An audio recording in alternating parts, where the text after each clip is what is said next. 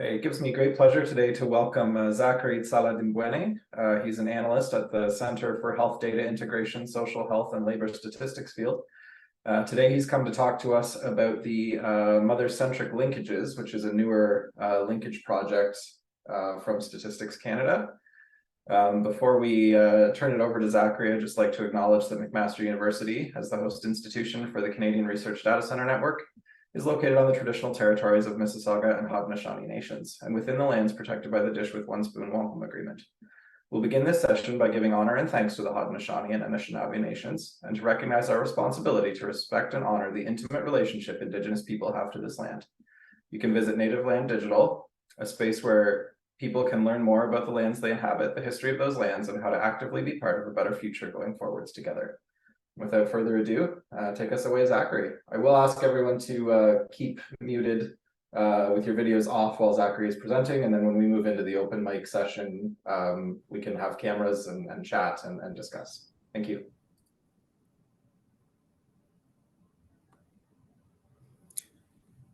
Thank you so much.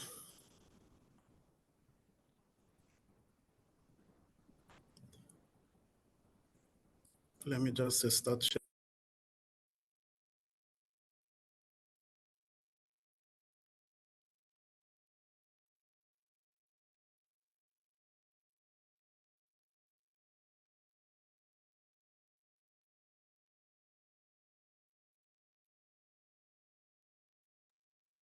Zacharie, before you start, we had that thing happen again where it muted you when you shared. I thought we rectified that, but if you could just try to unmute, that might work.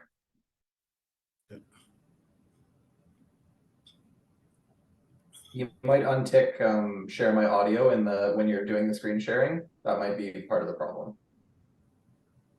Okay. Unless you have video in your presentation, in which case we'll have to figure something else out.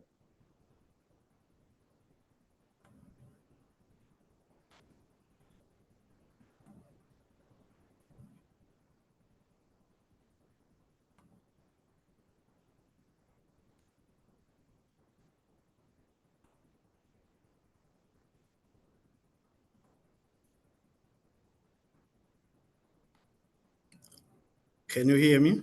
We hear you now. Take us away. And you can see my screen? Yep, we can see your screen too. All right. Thank you so much for this opportunity. So today, I will talk about the Mother-Centric project. So experts in this area say that Mother-Centric approach is very important because consequences of mother and the child can be found at 3 levels. So you find consequences at society level, at mother level, and at child level. At society level, experts say that this approach helps us to understand the consequences of mother and the child health. Yeah, for instance, at a society level, we can find that there will be an increased use of public sector services, income loss and reduced economic output, and also an increased health care cost. And at the mother level, we experts say that research report that we can find a higher work absenteeism, a lower labor force participation, increased likelihood of suicide, and an increased risk of worse maternal health. And at child level, experts say that there will be an increased risk of low birth weight, for instance, and preterm birth, and increase the risk of behavioral and development disorders, a lower likelihood of being breastfed, and an increased the risk of sudden infant death syndrome, and also an increased likelihood of negative health outcome. So against this background, perinatal healthcare surveillance becomes crucial to improve the health of pregnant women, mothers, and the infant in Canada. So here it's important to point out that Canada is among the countries where maternal mortality ratio and infant mortality are very low, but still there's still room for improvement. And that's why the mother-centric approach provides the right tool to assess perinatal health problem and their cause. So we expect that the project will advance the understanding of the association between the health determinant of mothers and their children health and the impact of social determinant of health. So we can see that there is limited population level data on perinatal health and health inequalities among mothers. And that's why our external partner, which I would like to recognize here, the Public Health Agency of Canada, initiated this project to further our understanding about the health of mothers and the children.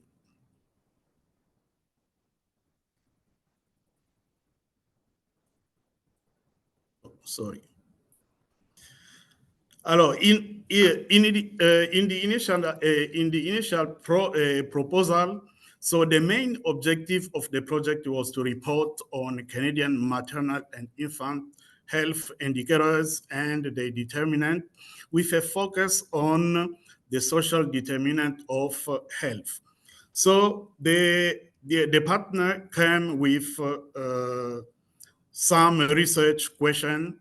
So for instance, they are asking, what are the rate of infant and fetal outcome, for instance, stillbirth, preterm birth, neonatal mortality for socio-demographic subgroup and by birth weight. So with the data, as we'll see later on, it's possible to get the breakdown by socio-demographic.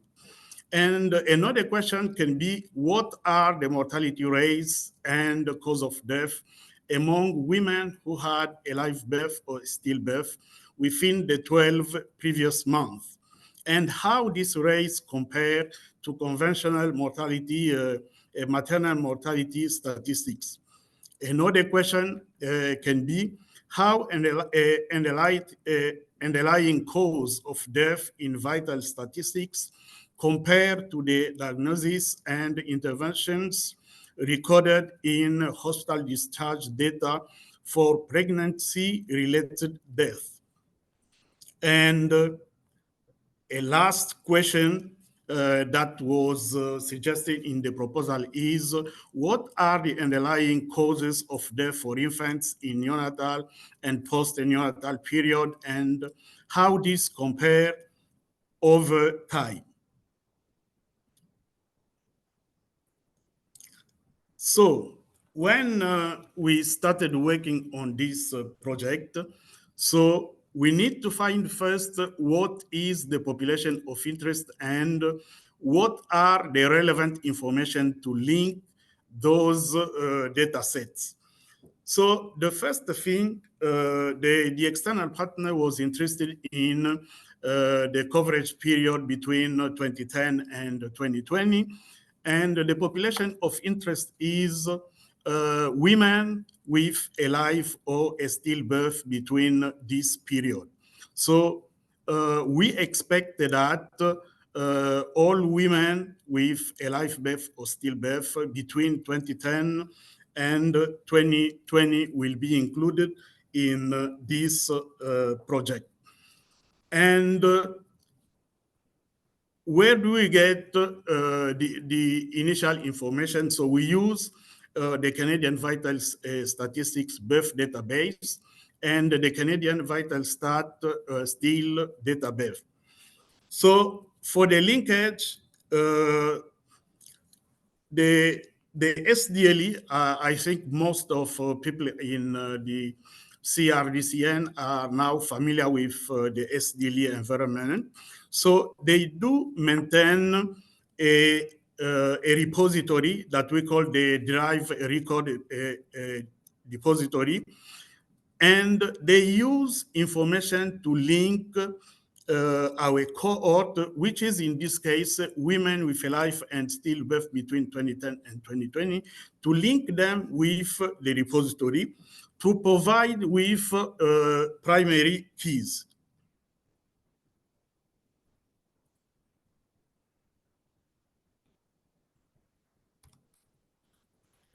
So as we know, the SDLE at StatCan is responsible for generating primary keys for each record linkage project at StatCan. And this can be achieved using either deterministic or probabilistic methods. People who are interested to know a little bit more about this method can read about it on StatCan website. But then before we move forward, I mean, when SDLE provide our team with the keys, the first thing we do, we validate the key.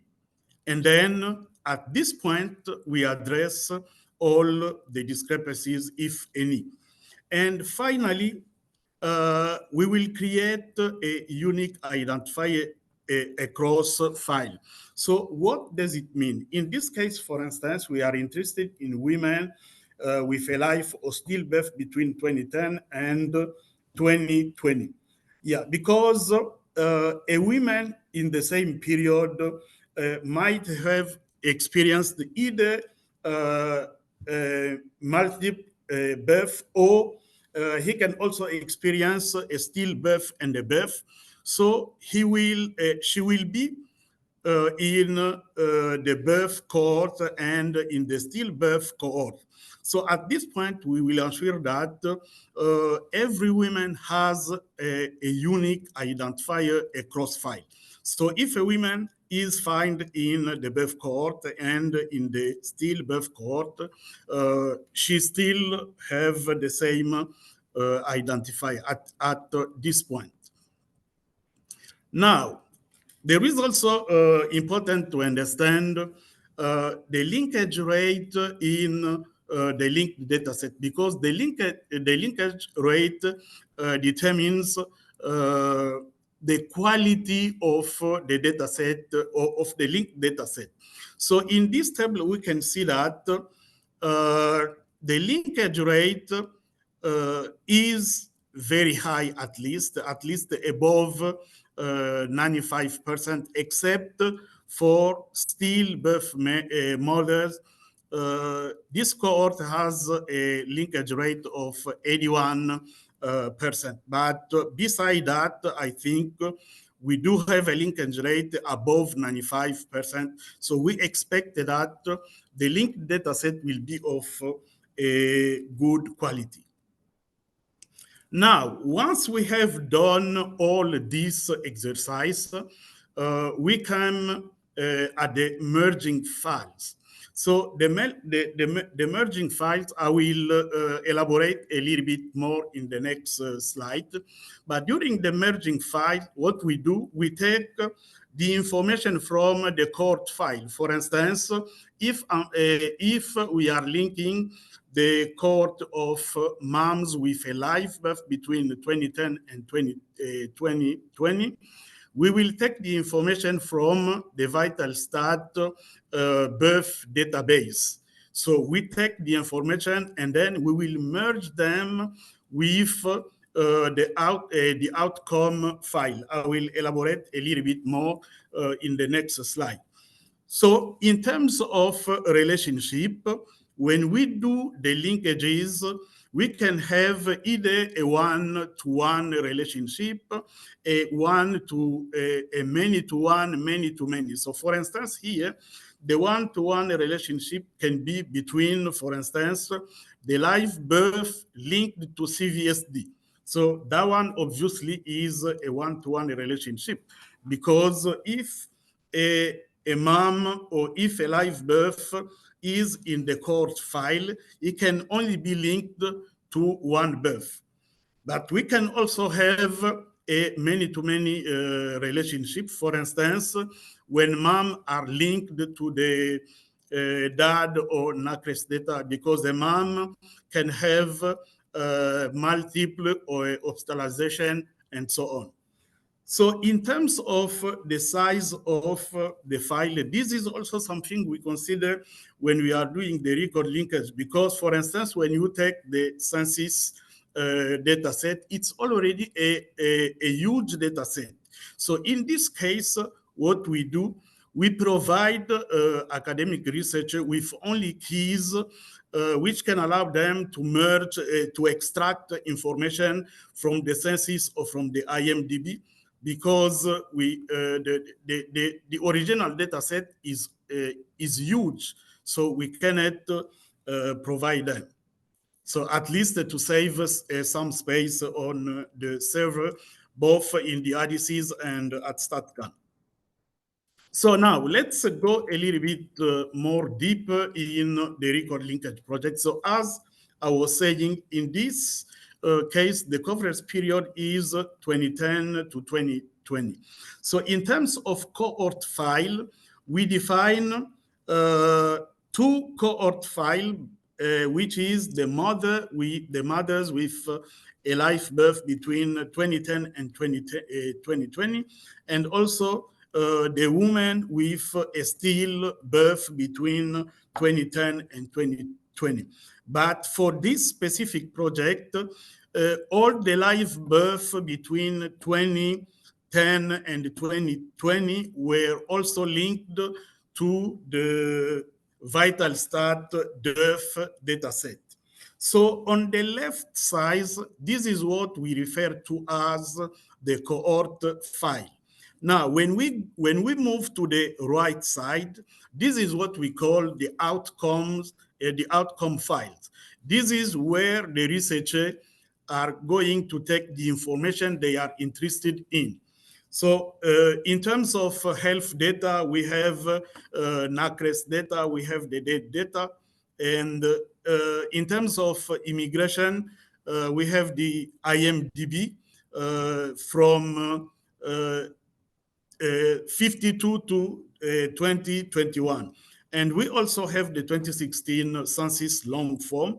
We have the VitalStat DEF dataset, database, and finally we have the TIF dataset. So what we do, we take, for instance, the live birth mothers, we link them using the key provided by the SDLE, and all the information we create like the unique identifier. So we use this information to link the cohort of the mother having birth between 2010 and 2020.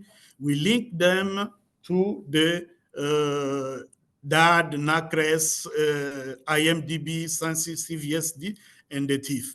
We also do the same for the stillbirth mothers. We link them to all those datasets. So as you can see, it's a very huge exercise. So how many outcome files that we have produced in this specific project? So if we count them, this project contains in total 81 dataset, because for DAD we have 13, for NACRES the same, IMDb census 1, and for the TIF 11. So this brings us to a total of 40, and this one also for the stillbirth mother we have 40 files, 40 files, and then we have one file linking the live birth between 2010 and 2020 to the DEF database. So here I want to point out that, as I said in the previous slide, for IMDb and 2016 long form census, we provide only keys. So researchers planning to work with the Mother-Centric dataset should keep in mind that during the application phase, when writing the proposal, they also need to request IMDb and 2016 census long form data to be able to work with. Yeah, because if you don't include the IMDb and the 2016 census in the proposal, then the researcher team might not be granted access to these files. So this is important to keep in mind. Now, what we provide in the RDCs, so beside the data set, we provide the user guides, which provide the researchers with relevant information on how to use the linked data set and what are potential limitations. We also provide, I don't know if it's available to the researchers, but we also provide in the RDCs the CCT score. Yeah, because the higher if the CCT is very high, for instance, it cannot, then the data set cannot be accessed in some environment. So we also provide the tax report, which is a report just to say the income or all the variable about the income come from which source. In this case, for instance, we will include the TIF data in the tax report. And finally, we provide also the vetting rules, as you know, because most of them we are familiar with the RDC environment. The output need to meet some requirement for the RDC analyst to release the output. So internally, we were trying also to look into some information to see where the research question should be interesting when using the Mother-Centric data sets. So for instance, here you have example of two research questions. So the first one is, what are the most common cause of hospitalization among pregnant women in Canada during the coverage period? So here, it's always important to keep in mind that when framing a research proposal, you need to ask always the question, what is my population of interest? And how am I going to select the variable of interest? In this case, for instance, we used the DAD dataset, and we also used the ICD-10 for the definition of what variable we can select to capture the cause of hospitalization among pregnant women in Canada during 2010 and 2020. Another question can be, among mothers, what are the main causes of acute inpatient hospitalization due to mental and behavioral disorder? So those are questions which can be answered using the Mother-Centric datasets. And without this dataset, I think it would not be possible to address those questions.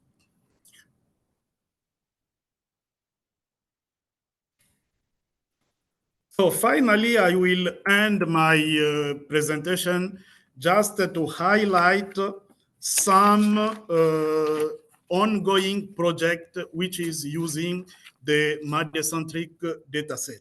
So the very first one is the temporal trends in peripartum hysterectomy by race in Canada. So this project is located at McMaster.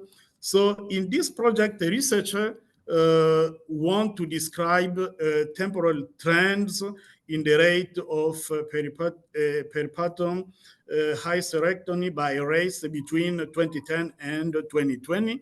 This is the first objective. And the second one is they want to quantify the association between race and peripartum hysterectomy and the influence of maternal and obstetric factor on temporal variation in peripartum hysterectomy rates.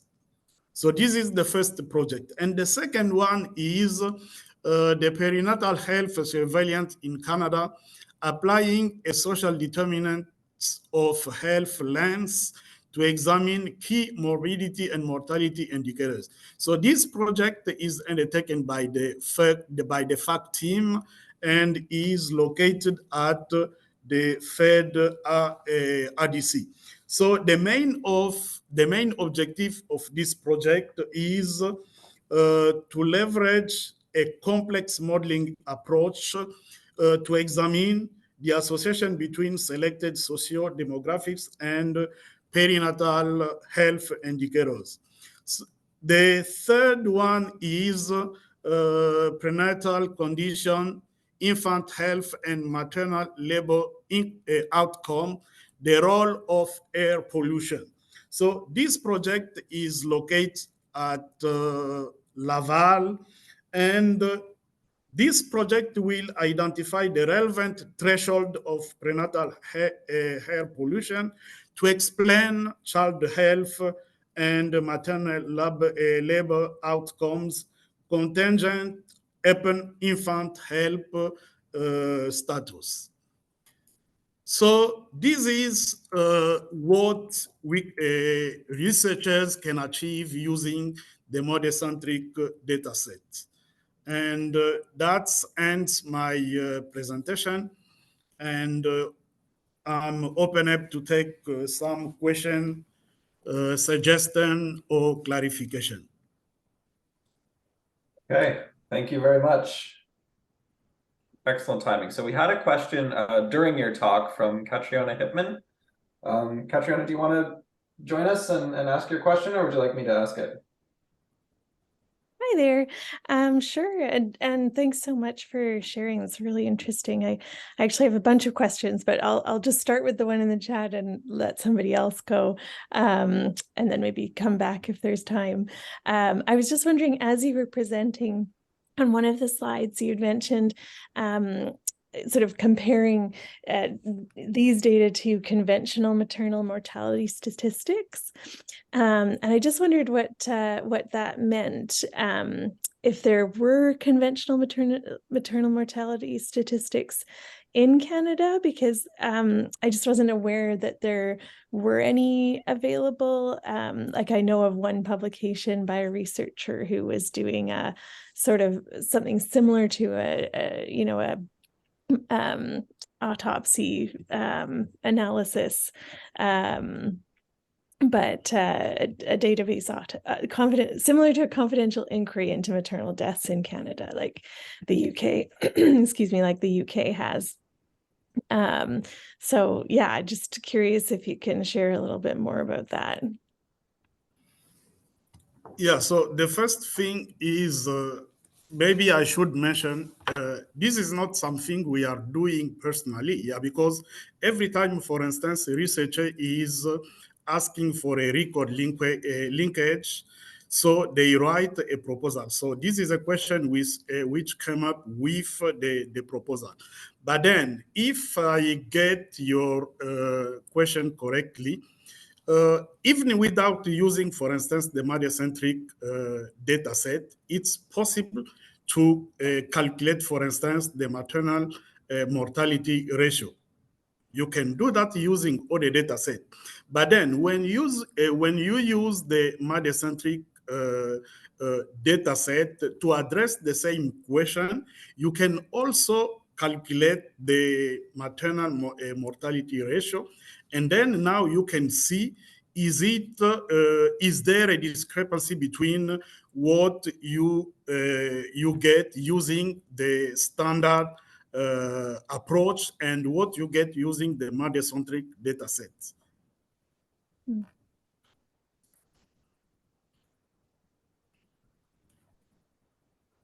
Okay, Catriona, I think I don't see anyone else with their hand up or anything, so I think if you've got more questions, then fire away. Great. Yeah, I do. Thank you so much. I was curious about whether so it's the language is mother-centric, and I wondered was gender taken into account for this constructing the databases for the linkage, or is it really looking at birthing people? Yeah. As I was saying at the beginning, I'm not an expert in in in mother-centric, but from what I saw in the existing literature, so the mother-centric puts emphasize actually the condition of the mothers and the child. So, and I think the only way to achieve this goal is to put together the information between the mothers and the infant and see ultimately what can be the consequences, for instance, on the labor force participation, what can be the consequences on socio-economic outcome, such as earning. So does it impact the participation on labor force? Does it impact the earnings and so on? So they emphasize the mother-child characteristics to see what happened during the pregnancy and after the pregnancy. So you don't know in getting that group of people whether they were selecting for people who had given birth and like regardless of sex or gender, or if they were looking specifically at women using sex as a variable or gender as a variable. Yeah, I don't know if I'm getting your question very well, but the cohort, If you want, none of the data sets that Zacharie's highlighted collected sex distinct from gender, so I don't think there's any way to break it down by diversity. Yeah, because the cohort is formed by the woman. So basically, I don't know how you can address gender using the mother-centric. Okay. I didn't think that the data were available, but I wasn't sure, what was possible. Yeah, if the linkage goes forward to the 2021 long form, that would become possible, but with 2016, not an option. So Great, thank you very much. I have one more if nobody else does. I don't see it. Oh, I see another hand, so maybe we'll let Hamid, why don't you ask your question? Yes, thank you, Zach, for your presentation. It was very interesting. My question is, actually, I am the one working on the role of air pollution stuff, and I don't have the T1FF in my package, and I'm wondering if the T1FF is newly included in the mother-centric, or it's is it newly included in the mother-centric? No, actually, it was included, but then this is how do I put it? It's a data access division who can solve this issue, because when we completed the record linkage, we transferred the data set to the DAD, including the TIFF. I mean the mother-centric, including the TIFF file. So maybe you can check with your local RDC analyst why you don't have access to this, or maybe you didn't mention it in the proposal. So if you didn't mention it in the proposal, so maybe they are not granting you access to the TIFF files. In that case, I think you can just amend your project and then you will have access to the TIFF files. Yeah, that's right. Okay, thank you. Okay. All right, Katrina, you're back on the seat, back on the hot seat. Thanks. I was just curious. So I haven't.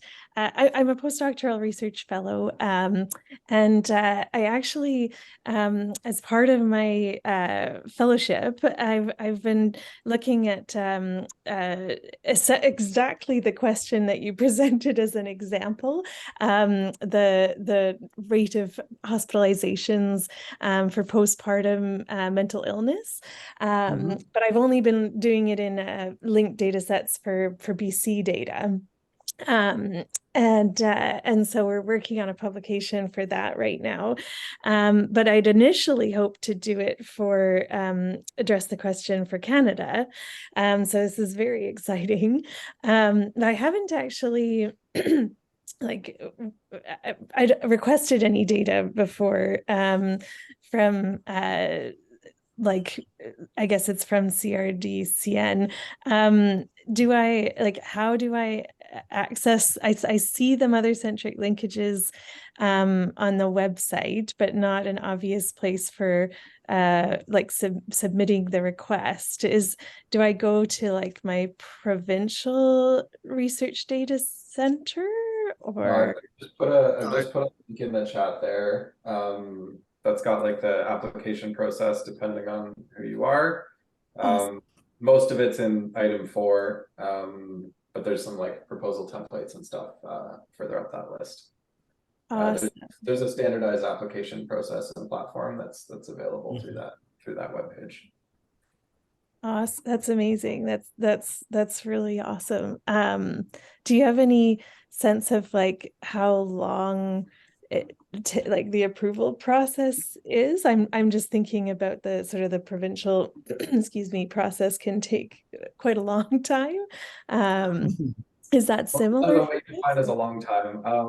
There's a background check process through the Treasury Board for first-time people that takes the bulk of the time. Okay. But the proposal review goes through would go to Zacharie or one of his colleagues, and they would spend some time looking at it too. And you, as a postdoc, would have to have your faculty supervisor sign a short letter saying that this is a good idea. Okay. Maybe what I can add is to access the data set, I think it depends on your immigration status. So for instance, for Canadian, it doesn't take that long, because all the information is there. But for those who are not Canadian, it can be a little bit long. Yeah, or if you've lived several years in a foreign country, it can take a little longer. Okay. If you have an easy to access via Treasury Board, sort of residence history, it can go pretty quick. Oh, that is really helpful to know. Okay, it'll be interesting. I've lived a lot of places. Okay, that's really helpful. Thank you. Okay, so in order to not drag this out for unnecessary time, if there's a last call for questions, we'll all give a virtual round of applause to Zacharie and thank him for coming out today. Thank you. Okay, lots of applauses in the participant list there. Okay, so just to point out, there is a feedback form that our communications manager has just posted in the chat. If you'd like to give us feedback on this event and suggest future events, that would be wonderful, and we will take that feedback on board. I hope everyone has a lovely day. I'll leave the chat open just for a little bit so that people can filter out and click that link.